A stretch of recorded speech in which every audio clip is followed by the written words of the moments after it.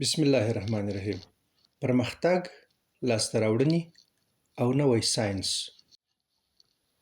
ژوند د انسان کشمکش دی له ځان سره.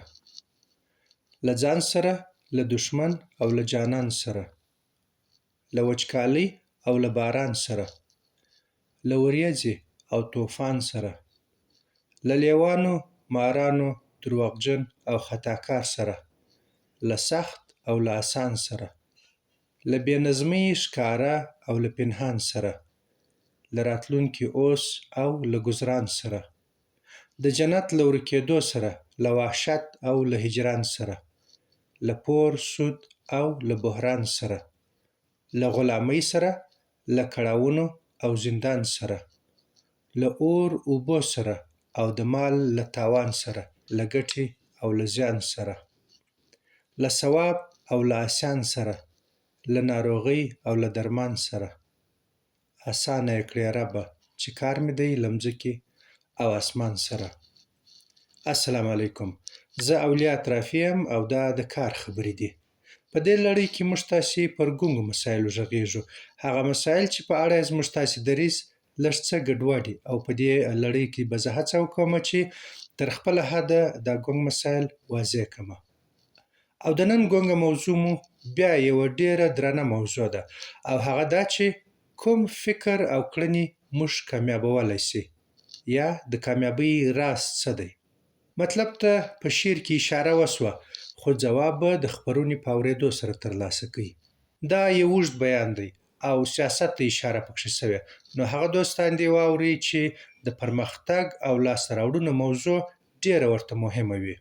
په دې موضوع کې دیني مسایلو ته هم اشاره سوې، نو تر خپرېدو مخکې مې دا خپرونه له یوه دیني عالم سره شریکه کړې او د هغوی تر تایید وروسته یې اوس تاسې ته وړاندې کوم. نو د خپرونې ترتیب دا دی چې اول به د پرمختګ او لاسته راوړنو په اړه نوي ساینسي معلومات شریک کړو چې ډېر په زړه پورې دي او یو عالم ګونګ مسایل به زموږ او ستاسې له ذهنونو څخه وباسي. بیا به وګورو چې موږ په خپل دین کې د دغه نوو ساینسي پایلو په اړه څه لرو. بیا به وګورو چې د نوو ساینسي لاسته راوړنو په تړاو د نبي علیه صلات وسلام په ژوند کې کوم شیان لیدل کېږي. په پای کې به نتیجه ګیري وکړو او د مخته تګ په اړه به وغږېږو چې څنګه مخته ولاړ شو. زه دا ژمنه کولی سم چې د خپرونې په پای کې به تاسې هغه څوک نه اوسئ چې د خپرونې په سر کې وئ. د پرمختګ او لاسته راوړنو په اړه به ستاسې سر خلاص سوی وي او ذهنیت به مو باید 180 درجې تغییر کړی. نو اوس به راسو موضوع ته: پرمختګ، لاسته راوړنې او نوی ساینس. د پرمختګ او لاسته راوړنو موضوع دمګړۍ ډېره توده روانه ده. یو خوا د امریکې سیلیکن والي غوندې ځایونو کې د کاروبارونو بازار ډېر ګرم دی او خلک د چټک پرمختګ لارې لټوي. بل خوا د نړۍ په ډېرو برخو کې خلک خواري باسي او معمولي ژوند نسي روانولی. دواړو حالتونو دې ته لاره هواره کړې چې د پرمختګ په اړه مواد تولید سي او مواد تولیدېږي. دې ډول صنعت ته سلف هیلپ، له ځانه سره مرسته یا د شخصیت وده وایي او دا اوس یو غټ کاروبار دی. د مارکیټ ریسرچ د راپور له مخې په 2020 کال کې دا کاروبار 1.5 میلیارده ډالر ښوول سوی و او دا اټکل یې وکړ چې تر 2025 کال پورې به 14 میلیارده ډالرو ته لوړ سي چې اوسطاً به په کال کې 5.6% وده وي. دا ډېره چټکه وده ده. دا مواد ډېر مینوال لري چې له هغو څخه یو زه پخپله یم. ځکه نو ډېرو خلکو د دې ډول موادو جوړول خپل کار ګرځولی. د شخصیت د ودې او پرمختګ په اړه کتابونه لیکي، سیمینارونه نیسي او لنډې ویډیوګانې جوړوي. په دغو استادانو کې هر ډول خلک سته، لکه عام خلک، بودایي راهبان، روحاني ښځې، ساینسپوهان او مذهبي مشران. دا کتابونه او ویډیوګانې سړی خوشحالوي، هیله ورکوي، تشویقوي یې، عملي مشورې وړاندې کوي او سړی خپلو نیمګړتیاوو ته متوجه کوي. خو په اړه یې نیوکې هم سته. د هغه کامیاب او بډای ژوند نقشه چې دوی وړاندې کوي، عملي کول یې ډېرو ته ناشونې ده چې دا زما خپله تجربه هم ده. تشویقونه او وعدې سړی موقتاً وپړسوي خو وروسته یې تاثیرات ورک سي او دا چې ډېری استادانو یې په خپله کومه کارنامه نه وي کړې او د همدې صنعت له لارې پیسې پیدا کوي. او دا چې ځینې مواد تر ساینسي امتحانونو نه وي وتي او هوایي خبرې دي، لکه law of attraction یا د جذب قانون چې وایي ستاسې مثبت یا منفي فکرونه ستاسې په ژوند کې مثبتې یا منفي پیښې راجذبوي. په دغو استادانو کې ځینې سته چې په خاصو چارو کې عملاً پرمختګ کړی او اوس خپلې نسخې له موږ سره شریکوي یا ساینسي موندنې راته وایي یا یې دومره څېړنه کړې وي چې هر څوک یې مني. که خدای غوښتي وه د نن په خپرونه کې به زه د دغو خلکو د فکرونو ګډ ټکي درته راوښم او دا چې زموږ دین د پرمختګ کومه نقشه وړاندې کوي. نو راځئ اول له دغو یو څو تکړه مخکښان در وپېژنم: ډاکټر انډریو هوبرمن، رابرټ ګرین، پروفیسور جورډن پیټرسن، ټیم فریس او ډیوید ګاګینز. ډاکټر انډریو هوبرمن یو نیوروساینټیسټ یا په اصطلاح د اعصابو ساینسپوه دی او هڅه یې دا ده چې څنګه موږ د ساینسي تجربو په مرسته په خپل ورځني ژوند کې ښه والی راولو. زه د ډاکټر هوبرمن دوامدار اورېدونکی یم. په وروستیو کې ما د هغه دا خپرونې اورېدلي: الکوهول یا شراب پر مغزو کم مضر اثرات لري، خپل تمرکز څنګه ښه کولی سو، خپل د انرژۍ کچه څنګه لوړه وساتو، او د هدف ټاکلو او ترلاسولو ساینس. رابرټ ګرین بیا یو مشهور لیکوال دی چې تمرکز یې پر قدرت، ستراتیژۍ او تېرایستلو دی. رابرټ غواړي خلک د ژوندانه په ترخو واقعیتونو خبر کړي او ورته تیار یې کړي. دا هغه کار دی چې د ده په ګیله د شخصیت د ودې ګلګلابي لیکوالان یې نه کوي. رابرټ ګرین زبردسته څېړنه کوي او ټول کتابونه یې معتبره ګڼل کېږي. پروفیسور جورډن پیټرسن بیا یو کاناډایي روانپوه دی او عقلي او عصبي ډاکټر دی چې 100,000 ساعتونه مشورتي تجربه لري. پیټرسن وایي کله چې یو نظر ور پیدا سي دی په اونیو لګیایي او کوښښ کوي چې هغه نظر غلط ثابت کړي. له هرې خوا بریدونه پر کوي. که بیا هم هغه نظر ثابت راووتی بیا یې له نورو سره شریکوي. هغه پر خپل لومړي کتاب نږدې 15 کاله کار وکړ. ټیم فریس بیا یو امریکایي لیکوال او داسې کاروباري دی چې نوي کاروبارونه پیلوي. دې ته انټرپرینور وایي. ټیم په دې مشهور دی چې پر خپل ځان تجربې کوي او موخه یې دا ده چې څنګه په لږه خواري ډېر کار وسي. ټیم ثابته کړای سو چې سړی د اونۍ کار په 4 ساعته کې کولی سي چې وروسته یې کتاب پر ولیکئ د 4-hour week یا 4 ساعته اونۍ. ډیوید ګاګینز بیا یو پخوانی امریکایي بحري پوځي دی چې دمګړی د نړۍ یو سخت‌ترین انسان بلل کېږي او هغه نابغه نه و پیدا سوی بلکې په یو غریبه کورنۍ کې پیدا سوی. ژبه یې بندېده، د زده کړې معلولیت یې درلودی او هیڅ شی نه زده کېدی. د کمترۍ ژور احساس ورسره و او د نورو پیښې به یې کولې تر څو خپل عیبونه پټ وساتي او چې غټ سو وزن یې 126 کیلو و. ګاګینز وروسته متوجه سو چې خپلې دا ټولې ستونزې حلولی سي خو د دې لپاره باید دی کړاو ته تیار سي. له کړاو او درد سره ګزاره کول د ده د ژوند فلسفه وګرځېده.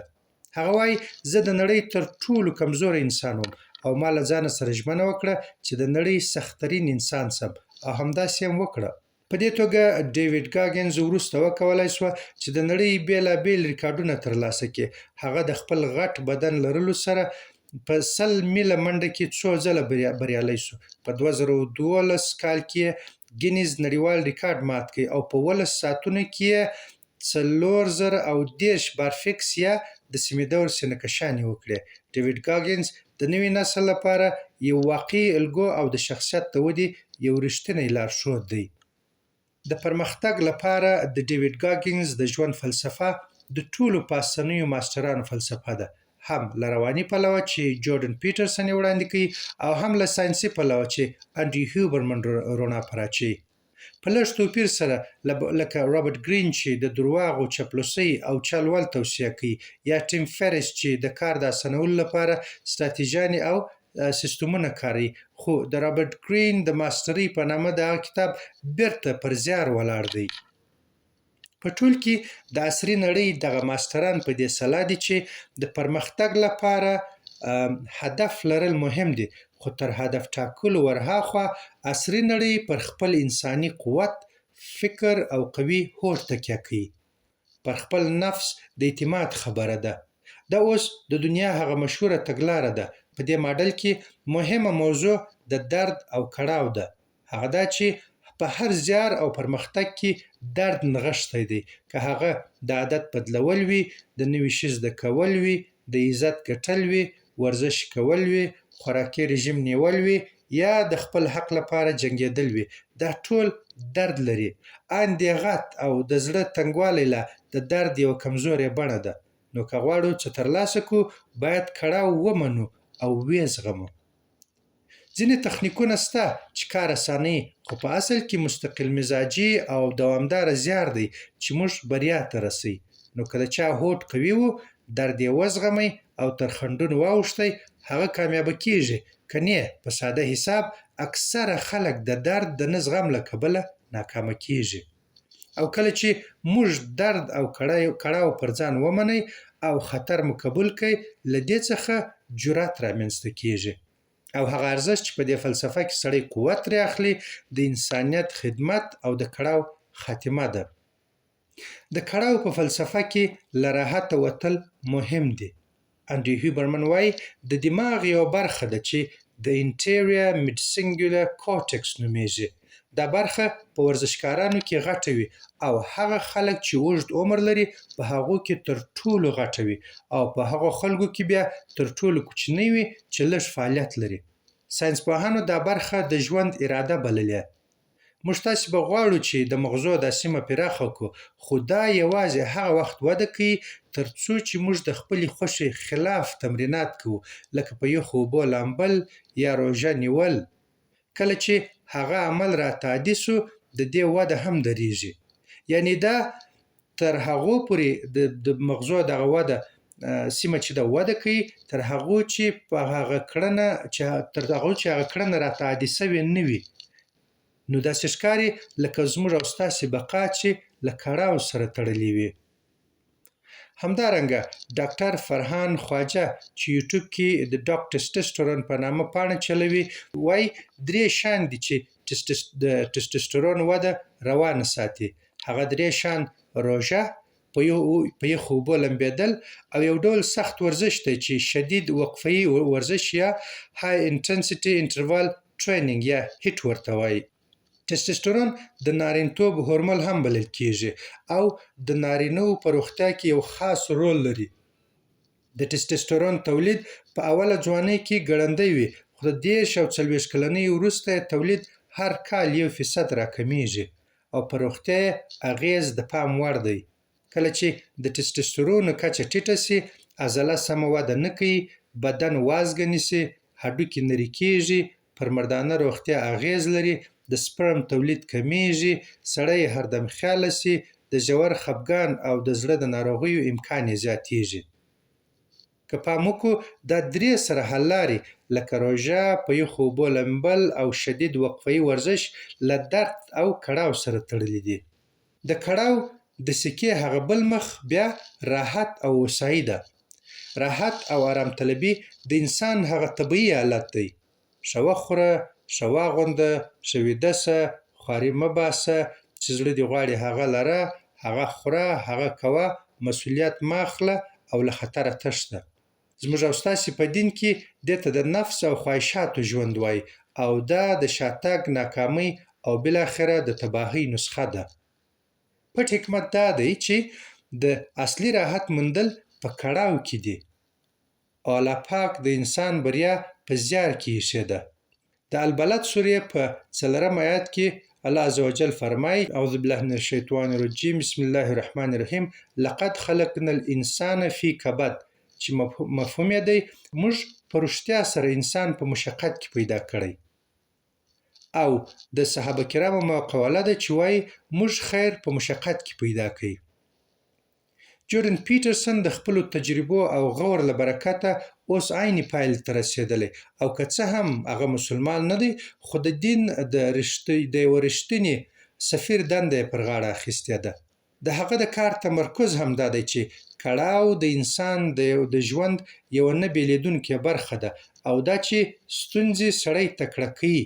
وایي موږ باید له ستونزو ونه تښتو او په همت سره ورته سترګه په سترګه سو او پر سمبالولو یې فکر وکړو. د پرمختګ او مقاومت مطالعې زه په دې اړه د خپل دین حکمت او لیدلوري ته متوجه کړم او ورپام مې شو چې زموږ دین اصلاً جوړ د انسان د پرمختګ دپاره دی. په دې وخت کې هغه ټوکه هم را په یاد شو چې خلک یې د مسلمانانو په اړه کوي.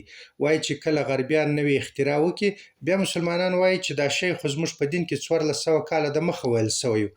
او بیا خلک ورته وایي چې تاسې په خبر واست نو ولې مو مخکې نه ویل.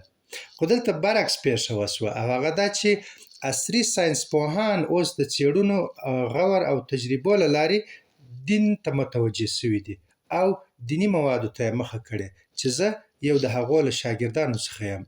زه دې پایلې ته ورسېدم چې د پرمختګ او دنیوي ژوند سره د مقاومت لپاره زموږ دین نسبتاً یوه ډېره بډایه، پراخه، معتبره او کامله تګلاره لري چې معمولاً زموږ دې نعمت ته پام نه وي.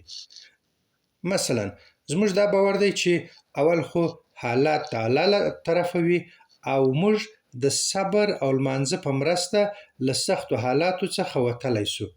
چې موږ صبر وکړو او له لمانځه وروسته له الله څخه مرسته وغواړو. دا یو ځانګړی فکري حالت دی چې سړی تر خپله حده کوښښ کوي خو نوره مرسته له الله څخه غواړي او پایله هم الله ته پرېږدي. او بیا پر پایله قناعت کوي او الحمدلله وایي. په دې سره د دنیا د غونډو بې نظمیو د سمبالولو بوج د انسان له اوږو څخه لرې کېږي، کنې سخت حالات له انسانه لاره ورکوي او ملا یې ماتوي. ځکه خو چې کله ټولنې پر خپل مټ او فکر تکیه کوي، هغوی ستړي وي. کله چې موږ د خپل دین په اناټومي او میکانیزم سم خبر نه اوسو، موږ هم دغه مشهور ماډل ته ور اوړو، خو دا زموږ طریقه نه ده. موږ ځان ته خپل یو فکري میکانیزم لرو. موږ د درد پر خبره او د انسانیت پر خدمت له عصري فکر سره هم نظره یو، خو زموږ تګلاره ښه ډېره ژوره ده او ښه پوره فلسفي ده. مثلاً موږ په دې باور یو چې هر نیک عمل د الله دپاره کېږي او د الله په توفیق سره کېږي. موږ په دې فکر یو چې هر نیک عمل قرباني غواړي او دا قرباني بیا د قوي ایمان په مرسته کېږي. د قوي ایمان پر مټ موږ توکل کوو او توکل بیا موږ ته هوډ، جرأت او قوت راکوي. او بیا د زیار د ادامې لپاره موږ په عاجزۍ سره دعا کوو او له الله څخه صبر غواړو. توپیر ته مو پام دی، صحیح ده؟ که مو پام وي دلته د خپل هوډ، زور او پر نفس د اعتماد خبره نسته، بلکې په عاجزۍ سره له الله څخه د صبر غوښتل دي چې الله استقامت راکړي چې خپله چاره تر پایه ورسوو او بالاخره بریا د الله ورکړه بولو، خپله لاسته راوړنه نه ګڼو. زموږ او ستاسې د دین دا فلسفه دنیا او چارو ته یو نرم لیدلوری دی او پایلې سالمې او خوندي وي. کله چې برعکس د هوډ، فکر او زور تر شا د عاجزۍ فلسفه نه وي، هغه بیا د غرور، ظلم او غفلت سبب هم کېدای سي او دغه وچ نارینتوب یا تکړه‌توب په خپله هغه کس ته هم صدمه رسولی سي. غربیان په خپله اوس دغه ډول وچ نارینتوب ته زهرجن نارینتوب وایي چې دم ګړی هلته غټ ټولنیز بحران رامنځته کړی او نارینه او ښځې په جنګ سره اچولي دي. کله چې ما دا وروستۍ ساینسي موندنې ولیدې، ډېر ژر متوجه شوم چې دا هر څه د نبي علیه صلات وسلام په ژوند کې هم موجود وه. مثلاً نبي علیه صلات وسلام له ټنبلۍ او کمزورۍ پناه غوښتې. د مبارک د راحت لپاره ډېر لږ څه درلوده. پر کلکه مځکه څملاستۍ، خوب او خوراک به یې لږ کاوه. هغه څه ناڅه راحت چې د نبي علیه السلام په ژوند کې و، هغه په طبیعي شیانو او د الله په عبادت کې و. هغه مبارک عطر خوښول، له خپلو بیبیانو سره یې صحبت خوښاوه او فرمایل به یې چې زما د سترګو یخوالی په لمانځه کې دی. حضرت معاذ بن جبل رضی الله عنه فرمایي، مفهوم دی، کله چې نبي علیه السلام زه د یمن حاکم وټاکلم، راته ویې فرمایل له تفریح، ناز او نعمت څخه ځان وساته، ځکه د الله نیک بندګان د خوشګذرانۍ، نیاز او نعمت خلک نه دي. نبي علیه السلام د خپلو اولادونو لپاره هم راحت نه خوښوي. په بخاري شریف کې حدیث راغلی، مفهوم دی چې حضرت فاطمه رضی الله عنها کله د کور په کارونو کې ډېره ستړې وه، نو دې ته د خادم ورکولو توصیه وشوه. نبي علیه السلام هغې ته وفرمایل چې زه به تر خادم ښه شی درکولی سم او د سهار او ماښام اذکار یې ورته ورکړه چې اوس فاطمي ذکرونه یې بولي چې 33 ځله سبحان الله، 33 ځله الحمدلله او 34 ځله الله اکبر. علما فرمایي له دې سره د ورځې ټوله ستړیا ورکېږي. د حضرت عمر رضی الله عنه په زمانه کې چې کله پوځونه نوو فتح سوو سیمو کې ځای پر ځای سوه، هغه امر وکړ چې د آسونو رکابونه دې مات سي چې عسکر چاغ او ټمبل نه سي. نو دلته اوس سړی متوجه کېږي چې زموږ او ستاسې دین اصلاً جوړ داسې دی چې په هغه کې د انسان خواهش او راحت قرباني کېږي. د ورځې 5 وارې لمونځ سړی له خپل خوښو کارو څخه ولاړوي او مسجد ته یې لېږي. د سهار لمونځ مو له خواږه خوبه پاڅوي او تهجد مو په نیمه شپه کې پاڅوي. په صدقې او زکات سره سړی خپله ګرانه روپۍ له ځانه بیلوي او روژه مو تر 12 ساعتونو پورې وږي او تږي ساتي، کله خو په 50 درجې ګرمۍ کې. په دې ترتیب زموږ دین انسان په تدریجي توګه تکړه کوي او د ژوند جګړې ته یې تیاروي، پرته له دې چې صدمه یې کړي. زموږ هغه د میانه روی دین دی. دلته د آرام او کړاو ترمنځ انډول ساتل سوی او په جامع توګه د ژوند ټولې چارې مخته بیایي او د انسان اړتیاوې پوره کوي، که هغه رواني وي، که هغه روحاني وي، بدني وي، ټولنیزې وي او یا اقتصادي وي. په دې حساب زموږ دین هغه ځای دی چیرې چې جرأت او حکمت سره یو ځای کېږي. زموږ په دین کې په لسهاوو نور اصول هم دي چې پرمختګ ته ډېره ګټه رسوي. اول وعیدونه او د نه کولو حکمونه دي. قتل مه کوئ، زنا مه کوئ، درواغ مه وایاست، غیبت مه کوئ. د مه کوئ حکمونو ګټې دا دي چې هغه موږ له غټو دنیایي زیانونو راګرځوي. دا وقایه ده، لکه ډاکټران چې وایي مخنیوی تر علاج بهتر دی. کنې په یوه قتل سره 2 کورنۍ 20 کاله له پرمختګه شاته پاتېږي او د قتل سوي د نسل له خیرونو څخه دنیا محرومه کېږي.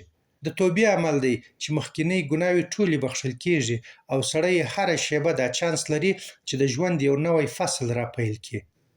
بخښه ده چې عصري ساینس ثابته کړې په خپله بخښونکي ته ډېره ګټه لري. د دعا عمل دی چې ویل کېږي له مصیبتونو سره جنګېږي. د اسراف نه کول دي چې په دنیا کې برکت اچوي. په خپله د برکت اصل دی چې په انګریزي ژبه کې اصلاً لفظ او مفهوم نسته. د الله جل جلاله او مخلوق په اړه د نیک ګمان خبره ده او د انسانانو په منځ کې د شعور په هیله ژوند کول دي. له الله سره د دوامدارې اړیکې خبره ده چې الله هر وخت له ما سره دی، ما ویني، ما اوري او زما د زړه په اندېښنو خبر دی. د آخرت او حساب یقین دی چې سړی پر سیده لاره ساتي. لکه چې فرمایي د الله ویره د ټولو نیکیو کلي ده. روانپوه جورډن پیټرسن هم اوس دې پایله ته رسېدلی او وایي The fear of God is the beginning of wisdom. یعنی حکمت د خدای تعالی له ویرې څخه پیلېږي. د نبي علیه السلام مبارک سنتونه دي. یو مسکا د 2 انسانانو ترمنځ نیک ګمان رامنځته کوي. چاته چې مو سلام وکړئ د هغه له شره خلاص سو او له یوه عالم شاتګه مخنیوی وسو. دا چې زه او ته په عزت ژوند کوو، الله پاک او مسلمانانو زما او ستا پر یو عالم نیمګړتیاوو پردې اچولي او دا زه او ته چې په ژوند کې مخته روان یو، دلیل یې دا دی چې الله جل جلاله له ما او تا سره د خیر او عافیت معامله کړې او هره ورځ یې کوي. پاتې سوه د هدف خبره. زموږ په دین کې اصلي هدف د جنت حاصلول دي. پروفیسر جورډن پیټرسن وایي هغه هدف د خوشحالۍ سبب کېږي چې غټ وي او ورو ورو یې سړی د حاصلولو په لور ور روان وي. سمه ده، هوډ، جرأت او عزم په عصري علمونو کې یو خاص ځای لري، خو په ژوند کې هر ځای د هوډ خبره نه وي. ژوند یو عالم پیچلي او ټولنیز مسایل لري چې پر همکارۍ او نورو اصولو ولاړې دي او د موقع مهال علم او حکمت غواړي. موږ هغه پوره نقشې ته اړتیا لرو چې په دنیا کې څنګه ژوند وکړو او دا نقشه زموږ دین وړاندې کوي. زموږ دین مو د ژوند جګړې ته تیاروي. نبي علیه الصلاة والسلام فرمایي مفهوم دی چې خپلو بچیانو ته لامبو وهل، نښه ویشتل او د آس سورلۍ ور زده کړئ. علما فرمایي د آس سورلۍ پر ځای اوس د عصري وسایلو چلول هم مهم دي. همدا زموږ لیدلوری دی او همدا له الله جل جلاله سره زموږ او ستاسې اړیکه ده. د حدیث شریف مفهوم دی چې فرمایي: یا الله داسې یقین راکړې چې د دنیا مصیبتونه راته اسانه سي. موږ د لمانځه په پیل کې له الله څخه له شیطانه پناه غواړو. په لمانځه کې د سیده لارې دعا کوو. د لمانځه وروسته دعا کوو چې الله مو له غم او اندېښنو څخه وساتي. د اوداسه په منځ کې موږ دعا کوو چې الله مو ګناوې وبخښي، کورونه مو غټ کړي او پر رزق مو برکت کړي، رزق مو پراخه کړي. او موږ له الله څخه د استقامت، خیر او عافیت دعا کوو. د ورځې پیل او پای په دې دعا کوو چې د الله په نامه نه پر مځکه شی زیان رسولی سي او نه پر اسمان. او الله پاک هم غواړي چې انسان کامیاب اوسي او د مسلمان یو خاص مقام دی. د حدیث شریف مفهوم دی: که تاسې لمانځه ته ناوخته یاست، بیا هم په ارامه ولاړ سئ، ځغلئ مه. علما فرمایي: الله پاک نه غواړي چې مسلمان د وارخطایي په حالت کې ولیدل سي. مسلمان باید هر وخت د کنټرول، ډاډ او اطمینان په حالت کې ولیدل سي. مسلمان ته ښکنځل کول یا د هغه سپکاوی کول غټه ګناه ده، خو پرده پوشي یې د الله ډېره خوښه ده. او د هغه کامیاب انسان پوره مشخصات الله پاک وړاندې کړي او سم یې تعریف کړی چې هغه مؤمن دی. مسلمان هغه دی چې خدای مني، خو مؤمن د خدای مني. د مؤمن په بڼه کې الله پاک غواړي چې موږ د عزت ژوند وکړو. مؤمن نه نورو ته زیان رسوي او نه نور پرېږدي چې ده ته زیان ورسوي. نبي علیه الصلاة والسلام فرمایي: مفهوم دی چې مؤمن له یوې غاړې دوه ځله نه چیچل کېږي. مؤمن یو کامل انسان دی چې له شره د الله مخلوق خوندي وي، د الله پاک پر پام وي او د نیکیو د خپرولو ذریعه وي. الله والا، عزت والا، عظمت والا، حکمت والا. یو عالم پر منبر باندې دا حدیث شریف واضح کړ چې مفهوم یې دی: دا دنیا د مسلمان لپاره بندیخانه ده او د کافر لپاره جنت دی. علی وفرمایل: د حدیث شریف مفهوم دا دی چې مسلمانان په دې دنیا کې په محدودیتونو کې چې دي قید دي، او دا محدودیتونه د انسان په خیر دي، او دا چې اصلي د عزت ژوند او ژمنه خو له کامل مسلمانه سره سوې. هغه وضاحت وړاندې کړ چې باید داسې فکر ونه کړو چې دا دنیا د مسلمان لپاره د کړاو او ذلت ځای دی او نورو ته د عزت ځای دی. فرمایي: مؤمن داسې وي لکه سړی چې دوه زړونه ولري، په یوه کې د الله ویره وي او په بل کې د الله د رحم هیله، او همداسې د ویرې او امید په منځ کې په احتیاط سره په دنیا کې مخته ولاړ سي. نو د مسلمان پرمختګ هر اړخیز او په غور او احتیاط سره وي.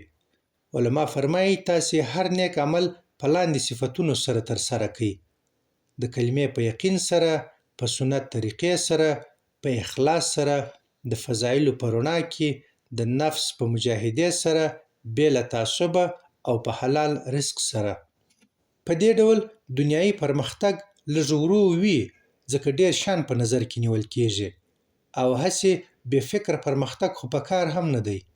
الله جل جلاله هر شی په معیارنروي او توازن کې خوښوي. غواړي چې موږ د ژوند په ټولو چارو کې یو ډول مخته ولاړ سو، چې د ژوند یوه شعبه مو د بلې تر سوري لاندې را نه سي. که د ژوند په یوه شعبه کې ډېر مخته ولاړ سو او نورې تر شا پاتې سي، دا بیا ګټه او پرمختګ نه سو. مثلا پیسې به پیدا کړو، موقف ته به ورسېږو، خو د اولادونو تربیه به مو ګډوډه سوې. د پیسو مینې به په کور او کلي کې بې اتفاقي، حرص، ناوړه سیالي او فساد پیدا کړی وي. او دا زموږ تګلاره سړی له جنونه ساتي. کله چې سړی یوه شعبه کې جنوني پرمختګ وکړي، نورې زیانمنوي. مثلا صنعتي هېوادونه په تېرو 2-3 پیړیو کې په صنعت کې دومره جنوني سوه چې هم یې د نړۍ طبیعت له ګواښ سره مخ کوي او هم یې خپل د نفوسو حالت بحراني کوي. نو عصري څېړنې د ستایلو وړ دي، ځکه دوی موږ خپل دین ته متوجه کوي. خو دا معلومات د عنصرونو او وسایلو په بڼه کې راښکاره کېږي. خو زموږ په دین کې بیا د تګلارو او ښېګڼو یوه پوره بدنه پرته ده چې دا معلومات یې خاص ګټور غړي راڅرګندوي. نو په پاسني اوږده مطلب کې موږ ولیده چې د پرمختګ او لاسته راوړنو په حساب زموږ او ستاسې دین یوه کامله، سالمه او تصفیه سوې لار ده. خو خبره دلته دا ده چې انسان ته د دین هغومره ګټه رسېږي چې دی عمل په کوي. اوس نو ګټه زموږ او ستاسې په لاس کې ده چې ډېره غواړو او که لږه. السلام علیکم.